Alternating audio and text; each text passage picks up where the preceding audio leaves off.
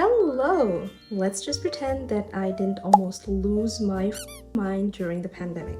Let's also pretend that I didn't just disappear from YouTube for 5 years, 6 years. If you're new here, my name is Angelette, and I think I'm back, hopefully. So, update. I live in Switzerland now. I know that in my previous videos I kept talking about mental health and physical health in general because I had problems with my thyroid and it really affected how I functioned every single day, especially at that time. But I live in Switzerland now and according to the doctor I'm much better.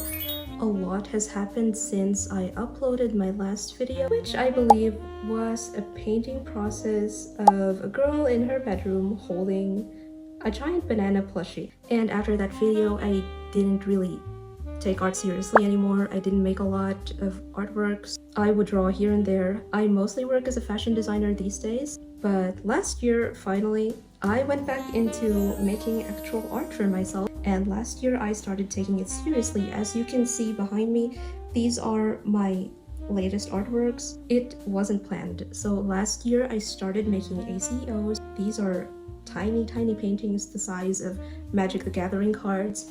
And it blew up on TikTok and I had a couple 100,000 views overnight. And after that I updated my own website and people started buying my artwork. So after that I decided to just take my art career seriously here in Switzerland, and now I'm on YouTube again. My biggest goal right now is to build an art career here in Switzerland, and honestly I find it quite difficult, not because of my skill. To be honest, I like my style, my current style, more than my previous one. I like how I use colors now. I understand color theory better, I understand composition better.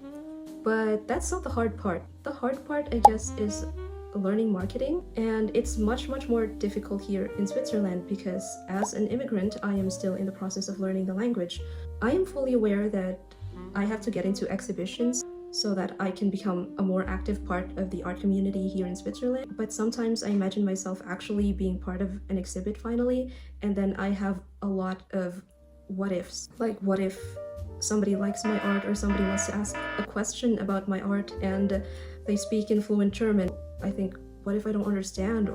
And what if I don't know how to answer back fluently in German? And that's so far my biggest, I would say, fear, or I would say my biggest what ifs. That's something that's holding me back a little bit, but I will still try. One thing that I didn't expect after immigration was that my art also has to adjust. The brands that I use all the time in the Philippines, the art supplies, the brands, the watercolor papers that I really like and I could easily order in the Philippines, or I could easily get access to in the Philippines, are very hard to find here in Switzerland. And if I do find them, sometimes it's online or sometimes it's 10 times the price. So it's not just me adapting, but my paintings or the way I paint also has to adapt. But there are so many things that I absolutely love. One of my most favorite things about living here as an immigrant artist is that there's so much inspiration. Just looking outside your window already feels like looking into a painting or looking into a reference. Everything here is a great reference, especially for my style. One more thing that I really love is how accessible art is in Switzerland. You don't even have to go to museums. You can just visit a restaurant and you're going to see paintings, sculptures, even life-sized sculptures. And sometimes when I take a walk, I would just see a giant sculpture in the middle of nowhere. And museums are so super accessible in Switzerland. I could just drive 10 minutes, 20 minutes, depending on where I am. Then I can already find a museum, not just for paintings, not just for sculptures, but even for science museums, dinosaur museums. Unlike in the Philippines where I had to travel for hours and even take a plane just to see a museum. Another thing is that galleries are everywhere. Every little town that so far that I've seen has a gallery. There's also bookstores everywhere and thrift stores, and even the thrift stores, they sell original paintings. So yeah, I was able to buy very old illustrations and very old paintings that people have put into thrift stores. It's a little bit sad, but I guess it kind of makes art more accessible in some way. Not only paintings, but there's vintage dolls, there's hand-carved furniture that are just laying around.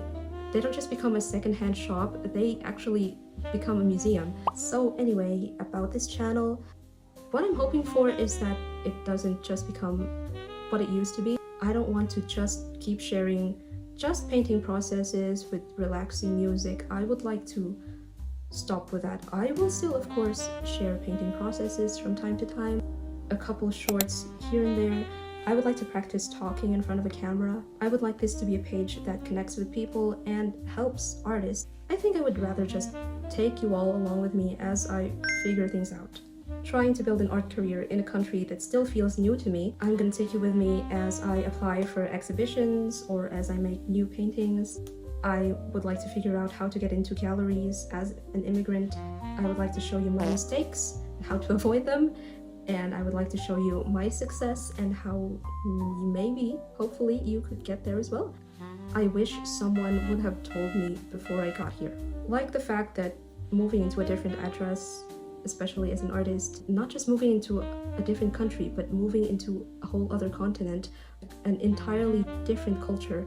It doesn't just change your address or change your language. It changes, for example, something as specific as your art materials. It changes your routines, your opportunities. So I think that's what this channel is going to be. Now I actually have to edit this and upload it, and now you can hold me accountable if I disappear for another 5 years. And see you hopefully very, very soon in my next video. And I really do hope that there's a next one. Bye!